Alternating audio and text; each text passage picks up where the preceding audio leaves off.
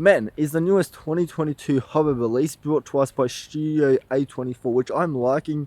A24's 2022 releases. At the moment, I really enjoyed X. X is in the runner-up for being my favorite movie of 2022 and in my number one spot for favorite horror film of 2022.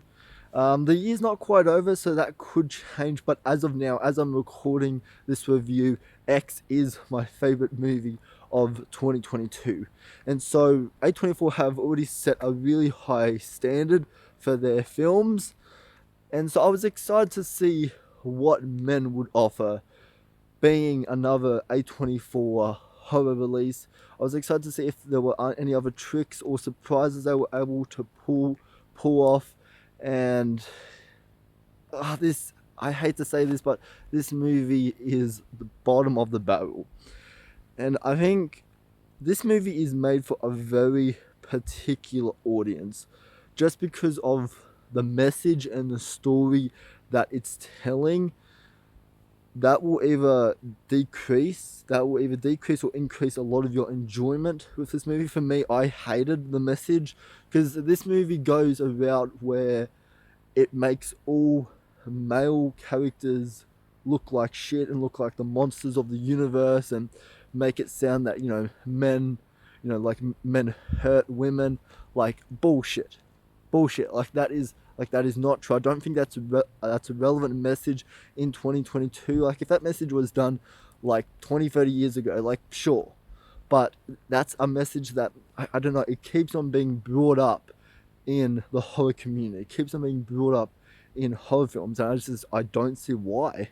Like that, there's no relevance, there's no importance to that message here, and this is just another anti-male film that is just hating on males for the sake of hating on males and making males feel like feel like they are the scums of the earth here, which I did not like in here, because all of the male characters in here are always talking down to our female lead, which I'll talk about her in just a second. But yeah, they're always talking down, like saying, like, oh, like, oh yeah, you are a woman, you can't buy your own drinks, and like all of that shit. Like, get out of here. Like, that is not relevant, and it pissed me off when I was just hearing men speak like that, because that's not how that is portrayed in 2022. Like, if it was a relevant issue, sure, bring it up in a movie, but just like it uneases me so much, and it annoys me so much. I've not been annoyed, and just when I see these messages like in Black Christmas 2019, that is the movie's purpose of being made, is just to hate on men. And that's what this movie is. This is a movie purely to make men feel bad, and it's so annoying when that's your whole motive for making a movie called Men. And there are no redeeming qualities of our men characters in this movie. They are all just treated like assholes, and that's it. But yeah, like enough about that message. Like, I hate the message. I hate the story that this movie is telling.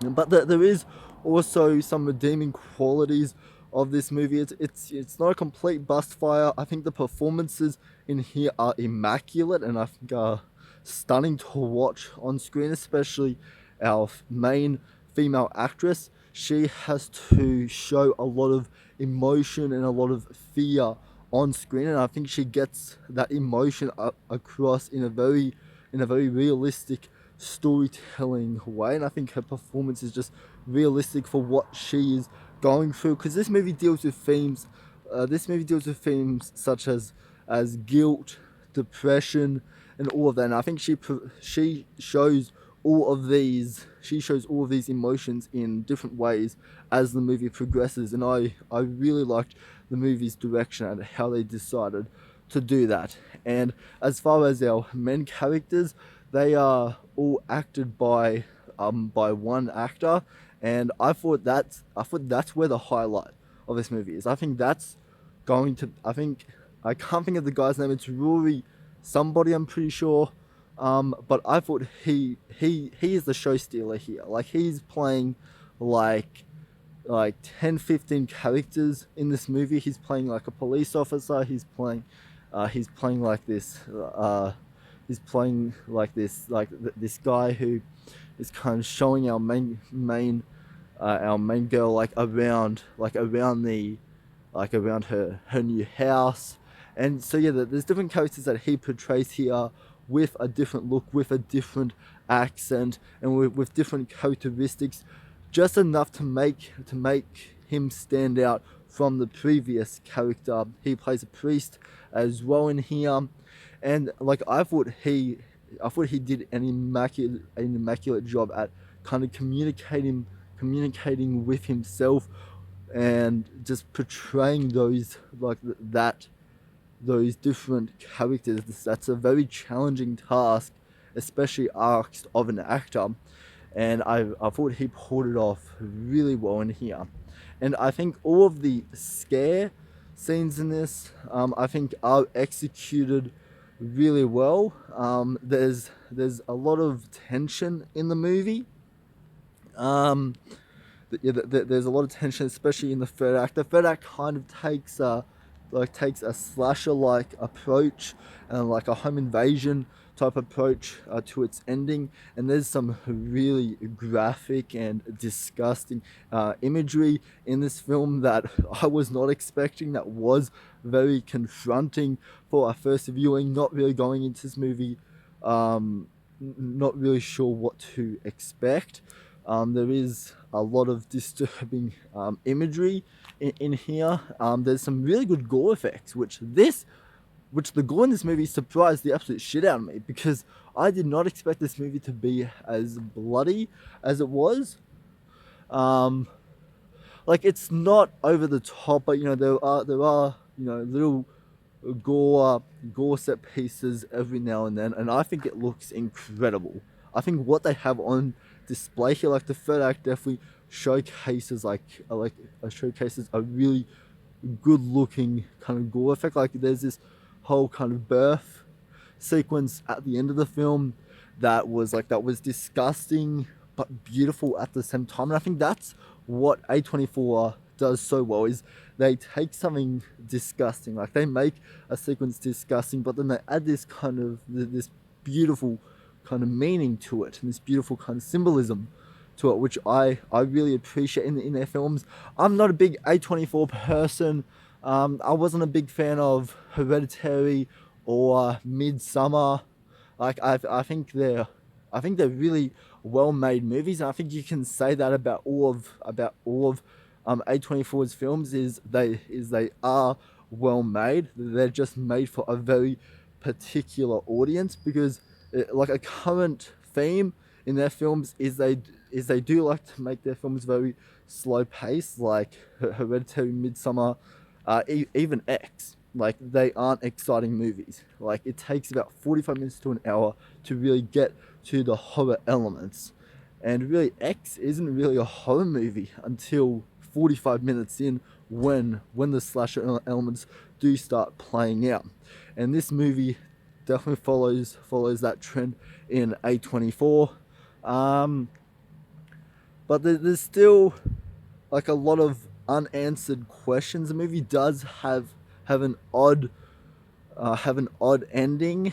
And I think what this movie is directed by, what is his name, Alex Garland, who did Annihilation and Ex Monica.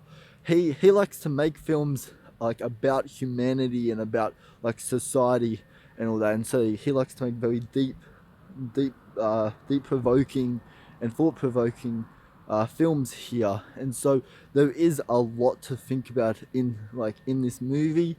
But yeah, at the end of the day, this is a movie that, like, it was worth a watch, but it's not a movie I'm going to buy on Blu-ray or DVD, and going to watch, like once a year or every couple months. This movie doesn't have a whole lot of watchability to it. And I think this movie will be forgotten by horror fans in a couple months, once its release has kind of come and gone. But this isn't a bad movie, by any means. It's just like it's not for me. And like that's not just because like I'm a male. Like I'm fine with like anti-male stories as long as there's some intrigue in there, which this movie has no intrigue at all. So yeah, like I would say, like if you want to check this movie out, I would say go ahead. This is definitely a lot better than Black Christmas. But yeah, don't go into this movie with high expectations because you're going to come out very disappointed.